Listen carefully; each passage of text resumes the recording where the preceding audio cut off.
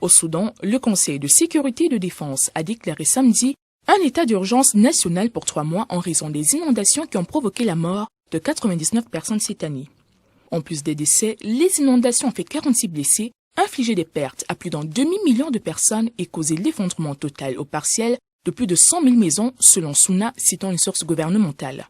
Des pluies torrentielles sont tombées dans plusieurs régions du Soudan au cours des derniers jours, entraînant des inondations, des glissements de terrain qui ont endommagé plusieurs maisons et infrastructures, dont moins 14 des 18 provinces du pays. Les principaux États soudanais touchés sont le Kordofan occidental, le Kordofan méridional, l'El Guessira, le Darfour méridional, le Darfour oriental, la mer Rouge, le Nil bleu, le Nil fluvial, Khartoum et le Nord. Selon les données préliminaires de la Commission d'aide humanitaire du gouvernement soudanais, les États du Darfour Nord, du Nil blanc, de Sennar et de Kanassal sont les derniers à avoir signalé des tempêtes et des inondations. Les taux d'inondation et des pluies pour cette année ont dépassé les records établis au cours des années 1946 et 1988, avec des indicateurs qui devraient continuer à augmenter. Les autorités craignent que des vagues d'épidémies de maladies hydriques comme le choléra ou la typhoïde ne déferlent sur le pays à la suite des inondations comme en 2016 et 2019. Le gouvernement a désigné en prévention de cas l'ensemble du pays comme zone sinistrée selon l'agence de presse SUNA. Les 7 représentants africains au mondial masculin de handball connaissent désormais leur challenger de poule. Le tirage au sort de la 27e édition de ce rendez-vous de grande envergure s'est déroulé samedi 5 septembre au Caire. L'édition 2021 réunira alors 32 équipes reparties en 8 groupes. Dans le groupe G, l'Égypte, pays hôte et actuel champion d'Afrique en titre, affronte la Suède, la République tchèque et le qualifié de l'Amérique du Sud et centrale. Dans le groupe F, 2 pays maghrébins, à savoir le Maroc et l'Algérie, côtoient le Portugal et l'Islande. Pour ce qui est du groupe A, Cabo Verde est avec l'Allemagne, la Hongrie et l'Uruguay, tandis que le groupe B est composé de la Tunisie, l'Espagne, du Brésil et de la Pologne. Le groupe C, quant à lui, regroupe l'Angola, la Croatie, le Qatar et le Japon. L'actuel champion du monde en titre, le Danemark, retrouve l'Argentine, la République démocratique du Congo et le Bahreïn dans le groupe A. La Norvège, la France, l'Australie et le qualifié de l'Amérique du Nord et des Caraïbes sont réunis dans le groupe E. Enfin, le groupe H met aux prises la Slovénie, la Biélorussie, la Russie et la Corée du Sud. Haris Belkebla joue les prolongations au sein du stade brestois 29 en France.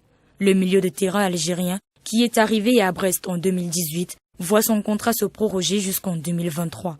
L'international algérien de 26 ans est un élément essentiel dans l'effectif d'Olivier Dalloglio, entraîneur de BS 29.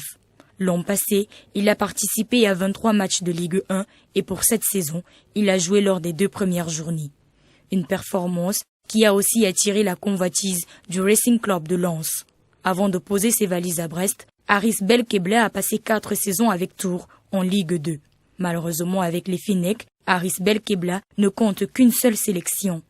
Rappelons que ce jeune talent algérien avait été exclu de l'équipe de Djamel Belmadi par la Fédération algérienne de football pour indiscipline. Ticket qualificatif pour Serena Williams. Elle est venue à bout de sa challenger Sloane Stephens après 3-7, 2-6, 6-2, 6-2. Une victoire qui permet à l'ancienne championne mondiale du tennis de se qualifier pour les 8e de finale de l'US Open. Même si les 2 tenniswomen se sont déjà affrontées à 6 reprises, cela n'a pas empêché à Serena Williams de surprendre son adversaire et la mettre à genoux sur le court de tennis. La star américaine affronte ce lundi Maria Sakkari en 8e de finale. Rappelons que la Grecque l'avait battue récemment au tournoi de Cincinnati, délocalisé à Flushing Meadows. Cette rencontre est donc placée sous le signe de la revanche pour Serena Williams. À 39 ans, elle est toujours au beau fixe de sa forme et a remporté à 5 reprises déjà le titre de championne du monde. Ouvrons cette fenêtre internationale par le Japon où le passage d'un cyclone met en alerte les autorités. Le dimanche 6 septembre, le cyclone typhon atteint le sud du pays. Les autorités ont à cet effet mis en garde la population concernant les précipitations et vents susceptibles de causer des dégâts. Plus de 5 millions d'habitants sont appelés à évacuer les lieux. C'est l'île Kyushu qui est la plus concernée, soupçonnée d'être atteinte par le typhon dans la nuit de dimanche à lundi, avant d'atteindre la Corée du Sud. Selon l'agence météorologique du Japon, il n'est plus question d'émettre un haut niveau d'alerte au typhon.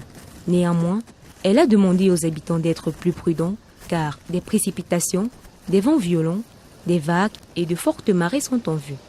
Lors d'une rencontre télévisée, le directeur de la dite agence Yoshihisa Nakamoto a annoncé des niveaux de précipitations records pouvant provoquer des glissements de terrain voire des inondations à proximité des cours d'eau ou des zones situées à basse altitude. Une mise en garde faite également par le Premier ministre Shinzo Abe lors d'une réunion d'évaluation et des besoins en matériel de prise en charge. La tempête aurait conduit à l'annulation de près de 550 vols et perturbé le trafic ferroviaire. Des coupures de courant ont été signalées dans certaines parties d'Okinawa ainsi qu'à Kagoshima et Miyazaki. À Hong Kong en Chine, le report des élections législatives suscite de nombreuses réactions. Près de 300 personnes ont manifesté leur mécontentement concernant le report de ce scrutin à l'année prochaine. Elles ont été arrêtées par la police dimanche, le 6 septembre 2020. La décision avait été prise par l'exécutif en fin juillet en raison de la Covid-19 pour le renouvellement du conseil législatif LECCO. Nommée par Pékin, la chef de l'exécutif local Carrie Lam avait annoncé cela le 31 juillet dernier. Pour les autorités hongkongaises, cette nouvelle législation n'a pas affecté les libertés d'expression et des réunions garanties en vertu de principes « un pays, deux systèmes » établis lors de la rétrocession en 1997. De leur côté, les militants pour la démocratie dénoncent un texte liberticide. Aux États-Unis, accusé d'être impliqué dans des violences contre des manifestants anti-racisme, Patriot Prayer a été banni du groupe Facebook. L'information est contenue dans un communiqué publié vendredi 4 septembre. Il lui est reproché sa forte implication dans des violences contre des manifestants anti-racisme Black Lives Matter à Portland. En effet, dans cette ville du nord-ouest des États-Unis, des manifestants protestent contre les brutalités policières depuis la mort de l'afro-descendant George Floyd. Facebook a retiré les pages du groupe conformément à une mise à jour récente de son règlement. Des militants d'extrême gauche s'opposent régulièrement aux forces de l'ordre depuis plus de 3 mois. Selon le rapport de Southern Poverty Law Center, elle exploite le climat politique pour diffuser des messages de haine. Une situation qui a poussé Facebook à prendre de nombreuses mesures pour éviter que sa plateforme soit le nouveau véhicule de la violence. Par ailleurs, les réseaux sociaux multiplient les mesures de restriction à l'approche du 3 novembre, date de la présidentielle.